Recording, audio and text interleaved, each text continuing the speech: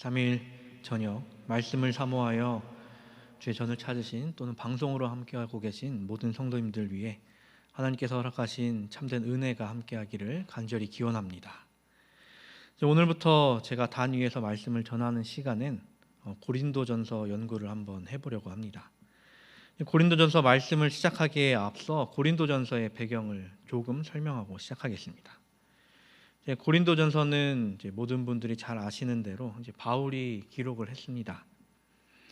이것은 바울이 실제로 존재했는지 의심할 정도로 멀리 빗나간 초극단적 비평가들을 제외하고는 이 서신의 저자가 바울이라는 사실을 모두가 인정하고 있습니다. 그도 그럴 것이 바울은 서신 처음 그리고 마지막에 자신의 이름을 기록해 놓았습니다. 고린도전서 외에도 고린도후서, 로마서, 갈라디아서에는 바울이라는 이름을 전부 적어 놓았습니다. 또 고린도전서만이 가진 특이한 점은 아니지만 많은 서신이 모든 글을 바울이 직접 쓰진 않았다는 것입니다. 바울이 친필로 쓴 것은 마지막에 문안한다라고 기록한 끝부분의 인사말을 제외하고는 필사자 혹은 서기가 바울의 말을 기록했다라고 이야기를 합니다. 그 이유는 기록으로 정확하게 남아있지 않아 확실히 알 수는 없지만 추측해 볼 수 있는 것은 당시에 바울의 시력이 상당히 나빠져 있었기 때문에 서기랑 필사자를 두고 바울이 말하는 것을 받아 적게 했을 것이다 라고 이렇게 보고 있습니다. 또 배경을 살펴보면 고린도전서가 쓰여졌던 곳은 에베소였습니다. 그래서 에베소에 언제 있었나를 사람들이 확인해 봤을 때 AD 57년 봄에 이 고린도전서가 쓰였을 것이다 라고 보고 있죠. 고린도 교회는 바울의 2차 선교 여행 중 세워진 교회입니다. 바울은 18개월 동안 고린도에 머물며 이 교회를 세웠고 교회를 위해 사역을 했습니다. 이곳에서의 사역이 쉽지는 않았습니다. 상당히 어려운 편에 속했죠. 하지만 또 성공적인 개척을 해냈고 성공적인 사역을 했으며 번성하는 교회를 세우는 경험을 바울은 할 수 있었습니다. 고린도전서의 주된 내용을 살펴보자면 크게 두 가지로 볼 수 있는데요. 첫째는 복음의 가르침을 더럽혔던 그 행습을 가지고 있던 교인들이 그것을 교회 안으로 들여오면서 타락했던 교인들을 책망하는 내용이 한 가지로 되어 있고요.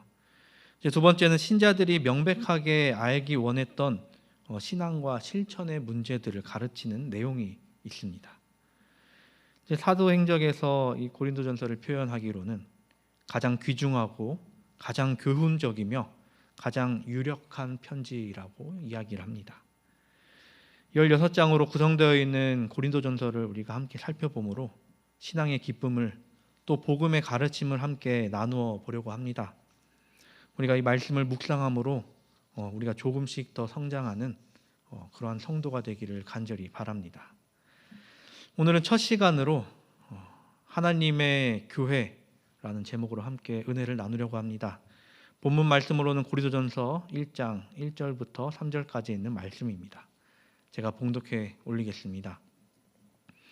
하나님의 뜻을 따라 그리스도 예수의 사도로 부르심을 받은 바울과 형제 소스데네는 고린도에 있는 하나님의 교회 곧 그리스도 예수 안에서 거룩하여지고 성도라 부르심을 받은 자들과 또 각처에서 우리의 주 곧 그들과 우리의 주 되신 예수 그리스도의 이름을 부르는 모든 자들에게 하나님 우리 아버지와 주 예수 그리스도로부터 은혜와 평강이 있기를 원하노라. 아멘. 저는 제목으로 설정한 이 하나님의 교회라는 표현을 좋아합니다. 그런데 같은 이름을 사용하는 어느 한 단체로 인해 이것을 사용하는 것이 조금 조심스럽게 느껴지는 것이 사실이죠. 괜한 오해를 불러일으킬 수도 있기 때문인 것 같습니다. 그런데 우리가 잘 알듯이 하나님의 교회라는 표현은 그들만의 것이 아닙니다. 더욱이 그들을 나타내는 말도 아니고요. 하나님의 교회라는 표현은 사도행전 20장 28절에 하나님이 자기 피로 사신 교회라는 표현으로 먼저 등장하게 됩니다. 그리고 고린도전서 1장 2절 외에 고린도전서에만 4번, 그 외에 바울 서신에서 8번이나 사용된 표현입니다. 이 교회라는 것, 그리고 하나님의 교회라는 표현은 이 교회가 그냥 생겨난 곳이 아님을 알려주는 표현이죠. 교회라는 제도는 하나님께서 직접 제정하신 제도임을 우리에게 이야기해주고 있는 것입니다. 또 예수님께서는 마태복음을 통해서 교회의 신적 권위를 부여하신 말씀을 하셨었습니다. 마태복음 18장 17절 18절엔 이렇게 이야기합니다. 만일 그들의 말도 듣지 않거든 교회의 말하고 교회의 말도 듣지 않거든 이방인과 세리와 같이 여기라. 진실로 너희에게 이르노니 무엇이든지 너희가 땅에서 매면 하늘에서도 매일 것이요 무엇이든지 땅에서 풀면 하늘에서도 풀리리라. 바울은 고린도의 교회에 편지하면서 그 교회를 하나님의 교회라며 지칭하여 편지를 보냈습니다. 고린도전서의 말씀은 물론 고린도 교회를 위한 권면을 기록했죠. 하지만 이 권면은 고린도 교회에 국한된 것이 아니라 모든 교회, 그리고 말씀을 읽고 묵상하고 배워야 하는 모든 사람들을 위하여 전해지고 있는 메시지입니다. 이 말씀 시작은, 고린도전서의 시작은 바울 본인의 소개로부터 시작을 합니다. 하나님의 뜻을 따라 그리스도 예수의 사도로 부르심을 받은 바울과 형제 소스데네는, 이 말씀에 대하여 간단하게 설명을 하자면 이 편지 바울 자신이 썼다라고 이야기를 하고 있습니다. 그런데 바울은 자기 자신을 그냥 바울이라고 적어 놓은 것이 아니라 자신이 사도된 이유에 대해서 설명을 하고 있죠. 하나님의 뜻을 따라 그리스도 예수의 사도로 부르심을 받았다. 그 외에 바울 외에 또 다른 한 사람, 형제 소스데네가 나옵니다. 이 사람에 대해서 명확하게 알려진 바는 없습니다. 사도행전 18장을 보면 회당장 소스데네가 나오긴 하는데 이 사람이 맞는지 아닌지는 정확히 알 수 없다라고 이야기를 하죠. 그래서 추측해 보건대 로마서를 필사한 이 더디오라는 사람처럼 바울의 다른 필사자가 아닌가라고 생각해 볼 수도 있는 것이죠. 이 다음 2절에서는 우리에게 이렇게 이야기합니다. 고린도에 있는 하나님의 교회 곧 그리스도 예수 안에서 거룩하여지고 성도라 부르심을 받은 자들과 또 각처에서 우리의 주 곧 그들과 우리의 주 되신 예수 그리스도의 이름을 부르는 모든 자들에게. 이제 1절은 본인 소개를 했다면 2절은 이 편지를 받을 사람들에 대해서 이야기를 하고 있습니다. 고린도에 있는 하나님의 교회를 이야기하면서 그 교인들을 표현하고 있는 모습을 우리가 볼 수 있죠. 어떻게 보면 그 교인들의 모습을 표현하기보다 고린도 교회의 교인들, 그리고 이 편지를 읽을 모든 그리스도인이 이러한 교인이 되었으면 좋겠다, 이러한 그리스도인이 됐으면 좋겠다라는 표현이 아닐까 생각해 보았습니다. 바울이 이야기하는 첫 번째 모습은 그리스도 예수 안에서 거룩하여지고 성도라 부르심을 받은 자들입니다. 우리는 하나님을 배우고 하나님의 속성들에 대해서 많이 알고 있습니다. 여러분들이 기억하시는 하나님의 속성이 무엇이 있습니까? 이제 기본교리 28에 보면 하나님의 속성에 대해서 기록을 해놓았는데, 하나님은 편재하시며 영원하시고 전지전능하시며 완전하시고 또 불변하시며 거룩하십니다. 편재란 모든 공간을 초월하시며 모든 공간에 충만하게 임재하심을 이야기합니다. 또 영원은 시간의 제한을 초월하시며 매 순간 충만하게 임재하심을 또 이야기하죠. 전지는 그분이 모든 것을 알고 계심을 이야기하며, 전능은 그분께서는 불가능하신 것이 전혀 없기에 그분이 목적으로 하시는 것이 있다면 무엇이든지 이루실 것임을 이야기합니다. 또 그분은 완전하시기에 불변하시죠. 이러한 하나님의 속성들은 어찌 보면 인간들에게도 아주 조금 부여되었습니다. 하나님의 형상으로 창조되었기 때문에 인간이 타락한 이후에도 하나님의 속성들이 완전하진 않지만 조금은 지니게 되었죠.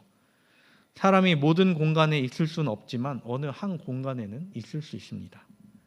또 사람이 영원하지는 못하지만 어느 한순간에는 머무를 수 있습니다.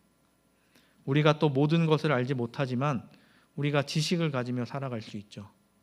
또 우리가 전능하진 못하지만 어느 정도의 능력을 가지고 살아갑니다. 완전하지 않기에 우리가 변하긴 하지만 항상성을 가졌기에 변하지 않을 약간 쉽게 변하지 않을 수도 있습니다. 그런데 하나님의 속성 중 인간이 가지지 못한 속성이 있습니다. 그것은 바로 거룩입니다. 거룩이란 무엇일까요? 국어사전에서 말하는 거룩은 뜻이 매우 높고 위대하다라고 이야기를 합니다. 그리고 우리가 성경을 통해 배우는 거룩의 뜻은 구별되다라는 뜻을 가지고 있죠. 이 거룩이란 단어의 원어는 카다시라고 불리우며 잘라냄, 분리됨에서 파생된 단어입니다. 이제 거룩이란 어딘가에서 분리된 상태를 이야기하는데 그 어딘가는 바로 더러움에서 분리되었다라는 것입니다.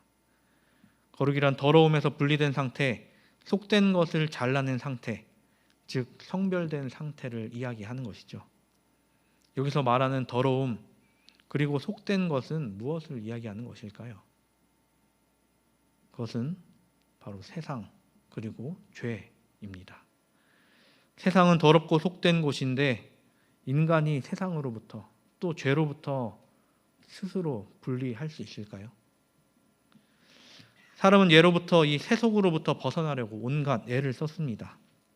이는 기독교뿐만이 아니라 여러 종교에서도 나타나는 부분이죠. 그래서 중세시대 기독교는 산속에 수도원을 만들어 사제들이 들어가 수도사가 되었습니다. 세상으로부터 자신을 분리해내려고 죄를 짓지 않으려고 많은 노력을 했습니다. 그런데 이것이 가능했습니까? 아니요. 물론 세상에 사는 어떠한 사람들보다는 조금 나았을지 모르지만 자신의 노력으로 스스로 깨끗게 되는 일은 불가능했던 것입니다.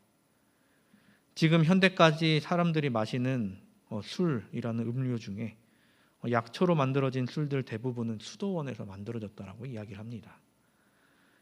자신을 더럽히지 않게 하려고 산 깊숙이 들어갔는데도 거기서도 술을 만들어 마시고 있었습니다. 불교는 번뇌에서 벗어나기 위해 윤회의 굴레에서 벗어나기 위해 산속에 들어가 수도승이 되죠. 자연 안에서 인간의 욕구를 최대한 누르면서 생활한다고 합니다. 근데 그런 그들도 인간의 욕구를 온전히 이겨내는 것이 불가능함을 우리에게 보여줍니다. 그게 가능했다면 이 세상의 부처가 수천 수만 명은 되었겠죠. 이를 통해 우리가 배울 수 있는 것은 인간은 스스로 깨끗게 될 수 없다는 것입니다. 또 인간은 스스로 죄에서 벗어날 수 없다는 것입니다. 그래서 인간에게 필요한 것이 무엇입니까? 바로 우리를 의롭다 칭해 주시는 예수 그리스도가 우리에게 필요한 것입니다. 그리고 우리가 그분을 믿음으로 말미암아 얻게 되는 의가 우리에게 필요한 것입니다. 우리가 그분의 의를 믿음으로 또 그 의 그 자체이신 분께서 우리를 의롭다 칭해 줬을 때 우리는 그때야 의롭게 될 수 있습니다. 그렇게 오늘 본문은 이야기합니다. 그리스도 예수 안에서 거룩하여지고 성도라 부르심을 받은 자들과 우리 스스로 거룩하여지는 것이 아니라 어디 안에서 거룩하여진다라고 이야기를 합니까? 예수 안에서 거룩한 사람들이라고 이야기를 합니다. 그런 사람들을 바울은 성도라 부르심을 받은 자들이라고 또 이어서 표현합니다. 여기서 성도라 부르심을 받은 자들이라는 표현으로 이 역시 스스로 성도가 되는 것이 아니라 성도로서 부르심을 받은 자로서 표현을 하고 있는 것이죠. 우리는 성도입니다. 예수 그리스도께서 우리를 성도로 부르셨기에 우리가 거룩한 무리, 성도가 될 수 있습니다. 또 우리가 서로를 성도로 부르기에 우리가 성도된 자로서 이 세상에서 살 수 있게 되었습니다. 우리가 한 믿음으로 모여 있기에 예수께서 우리를 거룩한 무리로 만드셨고 우리가 믿음의 가족이 되게 하셨습니다. 우리가 이 사실을 기쁨으로 여기고 예수 안에 살아가며 예수 안으로 나아가는 우리가 되기를 간절히 바랍니다. 예수께서 부르신 성도로서 예수 안에서 살아가는 우리 모두가 되기를 또한 간절히 바랍니다. 이어서 바울은 성도들을 또 이렇게 부릅니다. 또 각처에서 우리의 주, 곧 그들과 우리의 주 되신 예수 그리스도의 이름을 부르는 모든 자들에게. 여기선 처음을 이제 각처라는 말로 시작을 하고 있는데요. 그 이유는 이 서신이 고린도 교회의 교인만을 위한 서신이 아님을 알려주는 부분이기도 합니다. 이제 고린도 교회는 초기 교회 당시 큰 교회에 속하는 편이었습니다. 하지만 그렇다고 해서 그들이 모든 신자를 대표하지 않았다는 것, 그리고 그들도 모든 신자 중 일부분이었다는 것입니다. 앞서 고린도전서의 내용에 대해 이야기할 때 크게 두 가지로 이야기된다라고 말씀을 드렸습니다. 첫 번째는 교회 안의 문제에 대한 것, 그리고 두 번째는 그들의 신앙에 관한 문제에 관한 것이었습니다. 이 내용은 고린도 교회의 교인들뿐만이 아니라 그 당시에 다른 교회의 교인들, 그리고 더 나아가 현대를 살아가는 모든 교인들을 위한 내용이기도 한다는 것이죠. 여기서 우리에게 전하는 메시지는 예수 그리스도의 이름을 부르는 자들에 관하여입니다. 예수님의 이름을 부르는 것에 관해서는 우리가 많은 생각을 해볼 수 있지만 두 가지를 이야기해 보려고 합니다. 첫 번째는 예수님의 이름을 부르는 것, 이것은 누구나 할 수 있다는 것입니다. 아까 각처라는 말을 사용해서 고린도 교회 그리고 그 근방의 교회만을 이야기하는 것이 아님을 말씀을 드렸습니다. 이렇듯이 예수님을 부를 수 있는 모든 자들이 성도이며 구원의 길을 걸을 수 있다라는 것을 의미한다는 것이죠. 그래서 사도행전 2장 21절을 보면 이렇게 이야기합니다. 누구든지 주의 이름을 부르는 자는 구원을 받으리라 하였느니라. 구원의 길은 어느 한 곳에 묶여 있지 않고 모두에게 열려 있습니다. 그렇게 사도된 자들은 누구든 구별하지 않고 예수를 전해야 하는 것이죠. 또 이어서 예수의 이름을 부르는 것에 또 다른 의미가 있습니다. 예수님의 이름을 부르는 것이 아주 쉬운 일이죠. 예수님의 이름, 예수라고 칭하는 그 이름을 부르는 것 어려운 일이 아닙니다. 그런데 예수님을 부른다는 것은 그냥 입에서 예수님을 단지 내뱉는 것에서 끝나는 것이 아니라는 것입니다. 예수님께서는 공생의 기간 산 위에서 주신 산상보훈의 말씀이 있었습니다. 그 산상보훈 말씀에 이야기하십니다. 나더러 주여 주여 하는 자마다 다 천국에 들어갈 것이 아니요 다만 하늘에 계신 내 아버지의 뜻대로 행하는 자라야 들어가리라. 예수님을 주라고 부르는 일은 우리에게 있어서 상당히 중요한 일입니다. 예수님이 인류를 구원하실 메시아임을 나타내는 신앙 고백이기 때문이죠. 그런데 말뿐인 신앙 고백이 돼서는 안 된다는 것입니다. 예수 그리스도를 구주로 받아들인다는 것은 예수님처럼 살겠다고 하는 다짐이 함께 해야 합니다. 하지만 그렇지 못하고 입으로만 예수님, 예수님 하는 것은 의미가 없는 일이 되어버린다는 것이죠. 그래서 예수님은 하늘에 계신 내 아버지의 뜻대로 행하는 자라야 천국에 들어갈 것이다 라고 이야기를 하십니다. 이와 관련해 바울이 이야기하는 예수 그리스도의 이름을 부르는 모든 자들이라는 표현은 단지 예수라는 그 이름을 내뱉는 그 부르는 자들만 이야기하고 있지 않음을 우리는 알 수 있게 되는 것이죠. 예수 그리스도의 말씀을 따라 행하는 자들, 아버지의 뜻대로 행하는 자들을 일컫고 있다는 것으로 우리가 생각해 볼 수 있는 것이죠. 믿음으로 말미암는 의, 그리고 예수께서 입혀주시는 의와 함께 동반돼야 하는 것이 바로 행함이라는 것입니다. 야고보서 2장 17절은 우리에게 이야기합니다. 행함이 없는 믿음은 그 자체가 죽은 것이라. 우리에게 언제나 살아있는 믿음이 있기를 간절히 바랍니다. 예수 그리스도를 부르는 자로 우리 입에서만 나타나는 그리스도가 아니라 우리 삶에서 우리의 행동에서 그리스도가 나타나게 되기를 간절히 바랍니다. 바울은 오늘의 본문을 통해 성도로서 살아가는 우리에게 필요한 것, 이 두 가지 믿음과 행함을 이야기하고 있습니다. 그리고 성도들에게 이어서 하는 이야기는 이렇죠. 하나님, 우리 아버지와 주 예수 그리스도로부터 은혜와 평강이 있기를 원하노라. 이 인사말은 이제 바울이 아주 즐겨하는 인사말입니다. 고린도전서 외에도 고린도후서에도 또 로마서, 갈라디아서, 에베소서, 빌립보서, 골로새서 등 이뿐 아니라 거의 모든 편지에서 이 표현이 등장합니다. 바울 외에도 베드로와 요한도 이 은혜와 평강을 인사말로 사용을 했죠. 저도 여러분들께 말씀드립니다.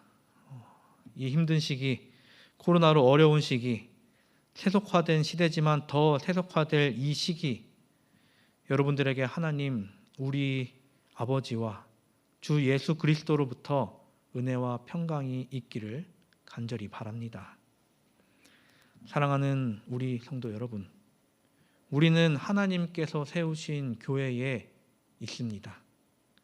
또 예수께서 피로 사신 이 교회에 우리는 있습니다. 그리고 성령께서 은사를 부어주시는 그 교회에 우리는 있습니다. 이런 하나님의 교회에 있는 거룩한 무리로서 그 안에서 행복한 삶을 살게 되기를 간절히 바랍니다. 물론 우리가 원하는 가장 궁극적인 행복은 하늘에서 하나님과 함께 누릴 영원한 행복이죠. 하지만 이 땅에서도 하나님과 예수님과 함께 있고 사랑이 넘치는 성도들과 함께 있을 때 하늘에서 누릴 그 행복을 이 땅에서도 미리 누릴 수가 있는 것이죠. 바라건대 거기서 멈추는 것이 아니라 우리가 사역하여 하나님의 나라를, 하나님의 교회를 확장시키는 그러한 교회가 되기를 간절히 바랍니다. 우리가 누리는 이 행복을 우리끼리만 누리는 것이 아니라 다른 사람, 예수를 알지 못하는 사람도 그 행복으로 초청해 그 행복을 함께 누리는 우리 모두가 되기를 간절히 바랍니다. 화이트 선지자는 사도행적 12페이지를 통해 우리에게 이렇게 권면합니다. 영적 암흑기에 하나님의 교회는 산 위에 세운 도성이었다. 순결한 하늘의 가르침은 시대의 시대를 이어서 계속되는 세대를 통하여 교회 안에서 공개되어 왔다. 비록 약하고 결함이 있어 보이나 교회는 하나님께서 특별한 의미에 있어서 당신의 최고의 관심을 쏟으시는 대상이다. 교회는 하나님의 은혜가 실현되는 장소로서 하나님은 그 안에서 심령을 변화시키는 당신의 능력을 나타내시기를 기뻐하신다.